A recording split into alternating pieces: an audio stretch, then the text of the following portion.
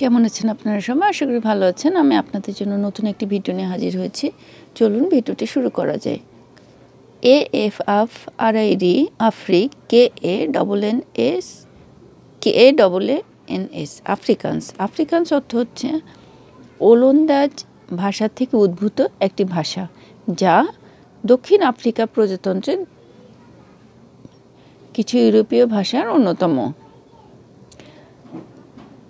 এখানে আমরা আফ্রিকানসের কথা সরাসরি সোজা এটা বলতে পারি, আফ্রিকানস হচ্ছে দক্ষিণ আফ্রিকার একটি ভাষা, তাই না? আফ্রিকানস, AFRID KANNS আফ্রিকানস হচ্ছে দক্ষিণ আফ্রিকার একটি ভাষা। AFRO আফ্রো, আফ্রো হচ্ছে আফ্রিকীয় কেশবিন্যাস রীতি।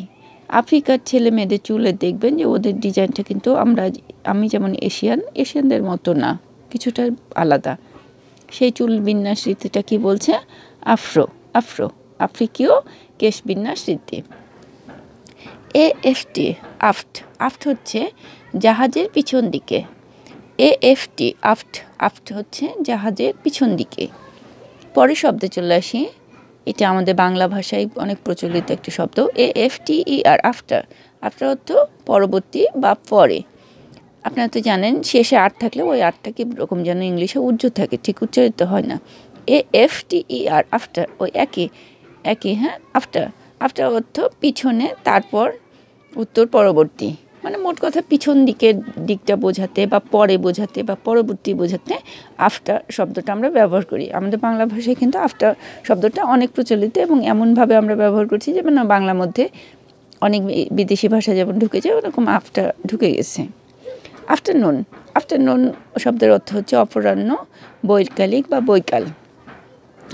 আফটারনুন শব্দটাও কিন্তু অনেক পরিচিত। AFTERNNN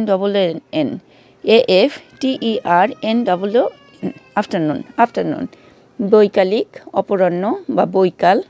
এখানে আমি বিকালও লিখতে পারি, তাই না? বিকাল এই শব্দটা বাংলায় বেশ প্রচলিত একটি শব্দ। বাংলাভাষী আমরা যারা, তারা এই যে আফটারনুন এই শব্দগুলো খুব ব্যবহার করি। পরের শব্দ বলছে AFTERS আফটার্স অর্থ আহারের শেষে। আহারের শেষে। পরের শব্দ চলে আসি AFTERWORDS আফটারওয়ার্ডস হচ্ছে পরে, পরবর্তীকালে বা শেষে। আফটারওয়ার্ডস পরে, পরবর্তীকালে বা শেষে। পরের শব্দ চলে আসি AGAIN আগেইন অর্থ হচ্ছে আবার বা পুনর্বার। আগেইন এই শব্দটাও কিন্তু খুব প্রচলিত বাংলায়। আবার বা পুনর্বার। AGAINST আগেনস্ট হচ্ছে বিরুদ্ধে, বিপক্ষে বা প্রতিকূলে। কোনো একটা জিনিস, যেমন আমি যেমন বাংলাভাষী, আমি যখন ইংলিশ শিখতে যাই কিন্তু আমি আমার ভাষার প্রতিকূলে যাচ্ছি, বিপক্ষে যাচ্ছি। বিপক্ষে যাচ্ছি কেন? আমার বাংলার যত সহজ, যত শ্রুতিমধুর, বাংলা যত সহজে আমি শিখতে পারছি, ইংলিশ কিন্তু পারছি না। ইংলিশ কিন্তু বেশ কঠিন একটা শব্দ, মানে ভাষা। ইংলিশ শ্রুতিমধুর ভাষা, সুন্দর, সারা পৃথিবীতে ইংলিশ গ্রহণযোগ্য। আমি বাংলায় কথা বললে তো আমার একজন আফ্রিকান ভাই বোন আমার কথা বুঝতে পারবে না, তাই না? যিনি তানজানিয়ার অধিবাসী তিনি তো আর আমার কথা বুঝতে পারবেন না। কিংবা ধরুন পৃথিবীতে কতগুলো ভাষা আছে, প্রত্যেক ভাষার মানুষের সাথে যোগাযোগের মাধ্যম হিসেবে ইংলিশটা এখন সর্বোচ্চ ব্যবহৃত, এবং ইংলিশ ভাষায় সবাই আমরা আমাদের মনের ভাগটা অন্য ভাষাভাষী মানুষের কাছে পৌঁছে দিতে পারি।